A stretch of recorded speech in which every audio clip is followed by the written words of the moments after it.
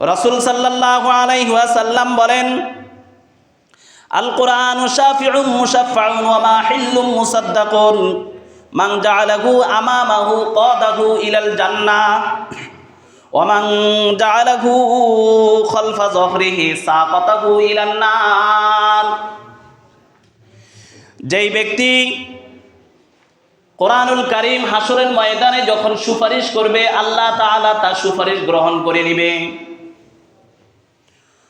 কোরআনুল কারীমের বিতর্ককে আল্লাহ, কোরআনুল কারীমের তর্ককে আল্লাহ গ্রহণ করে নেবে।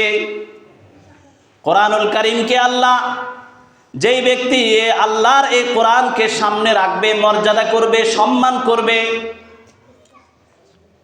ওই ব্যক্তিকে ওই কোরআন হাসরের ময়দানে টানতে টানতে তাকে জান্নাত পর্যন্ত পৌঁছিয়ে দিবে।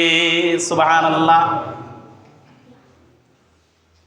ওয়া মান জাআলাহু খালফা যহরিহি সাকাতাহু ইলান নার। আর যেই ব্যক্তি কোরআনকে অসম্মান করবে, কোরআনওয়ালাকে অসম্মান করবে এবং কোরআনকে পিছনে রাখবে, তাকে ধাক্কা দিয়ে কোরআন হাসরের ময়দানে জাহান্নামে নিক্ষেপ করবে। নাউজুবিল্লাহ। তাহলে কোরআনের সুপারিশ সেই দিন আল্লাহ গ্রহণ করবে। কোরআন সেই দিন তর্ক করবে,